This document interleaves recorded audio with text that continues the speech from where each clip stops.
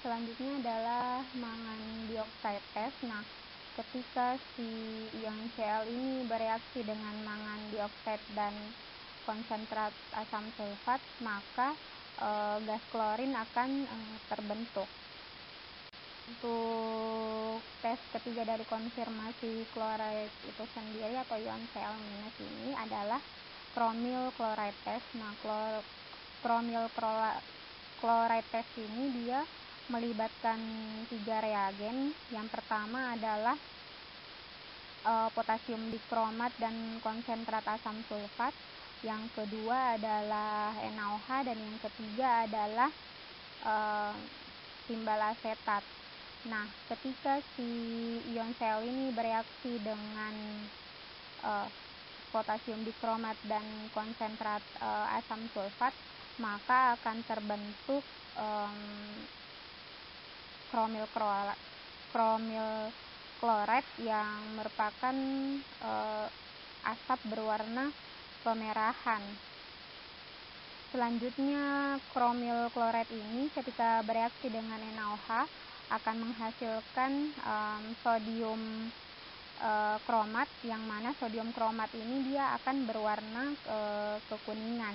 Selanjutnya, sodium kromat ini ketika dia direaksikan dengan timbal asetat, maka akan membentuk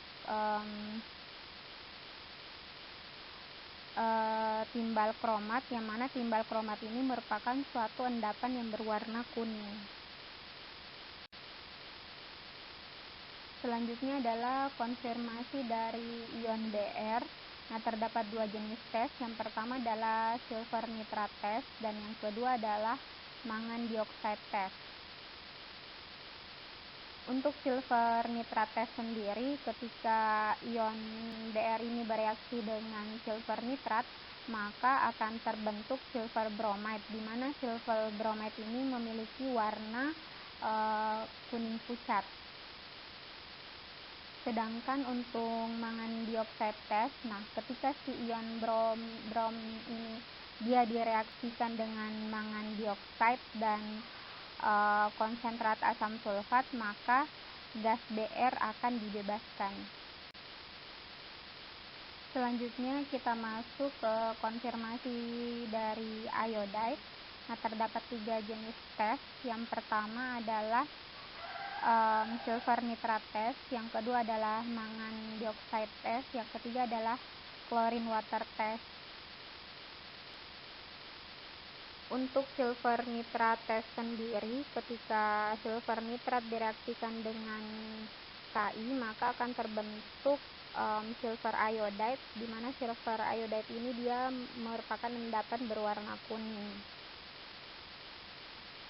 Sedangkan untuk mangan dioksida test ini, ketika si iodid ini dia direaksikan dengan mangan dioksida dan konsentrat asam sulfat, maka gas iodin akan dibebaskan.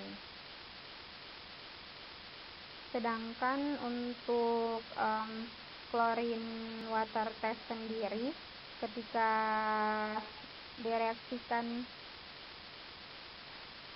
direaksikan maka akan membentuk warna violet. Selanjutnya adalah konfirmasi dari asetat. Terdapat 3 tes.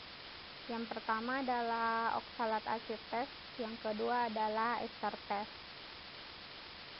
Untuk oksalat asid test sendiri, ketika ion CH3CO- ini dia direaksikan dengan asam oksalat, maka akan terbentuk asam asetat, di mana karakteristiknya itu memiliki aroma cuka. Sedangkan yang kedua adalah untuk ester test. Nah, ester test ini melibatkan 2 jenis reagen. Yang pertama adalah konsentrat asam sulfat dan yang kedua adalah etil alkohol. Nah, ketika si ion asetat ini bereaksi dengan asam sulfat, maka akan terbentuk asam asetat. Nah, asam asetat ini ketika dia bereaksi dengan etil alkohol, maka akan terbentuk etil asetat. Nah, etil asetat ini dia memiliki ciri khas di mana aromanya seperti aroma buah. Selanjutnya yang ketiga adalah ferrichloride test. Nah, ferrichloride test ini ketika si ferrichloride ini dia bereaksi dengan ion asetat, maka akan terbentuk endapan berwarna merah kecoklatan. Selanjutnya kita masuk ke konfirmasi ion oksalat. Terdapat dua jenis tes. Yang pertama adalah kalsium chloride test dan yang kedua adalah potasium permanganat test. Untuk kalsium chloride sendiri, ketika dia direaksikan dengan ion oksalat, maka akan terbentuk kalsium oksalat. Kalsium oksalat ini dia merupakan endapan yang berwarna putih. Selanjutnya adalah potasium permanganat test. Nah, pada potasium permanganat test ini dia melibatkan dua reagen. Yang pertama adalah potasium permanganat itu sendiri dan konsentrat H2SO4. Nah, ketika bereaksi dengan asam oksalat, maka si potasium permanganat ini dia akan kehilangan warna ungunya dan akan terbentuk gas CO2. Yang terakhir adalah konfirmasi dari ion fosfat atau PO43-. Terdapat dua jenis metode. Yang pertama adalah amonium molibdat test. Ketika si ion fosfat ini dia direaksikan dengan amonium molibdat, maka dia akan menghasilkan amonium fosfat molibdat yang merupakan endapan berwarna kuning. Nah, yang selanjutnya adalah magnesium mixture test. Nah, ketika si garam fosfat ini direaksikan dengan campuran magnesium, maka akan terbentuk magnesium amonium fosfat, di mana magnesium amonium fosfat ini merupakan endapan yang berwarna putih. Baiklah adik-adik, demikian pemaparan saya kali ini tentang analisa kualitatif anion. Jika terdapat pertanyaan, bisa ditanyakan melalui Google Classroom.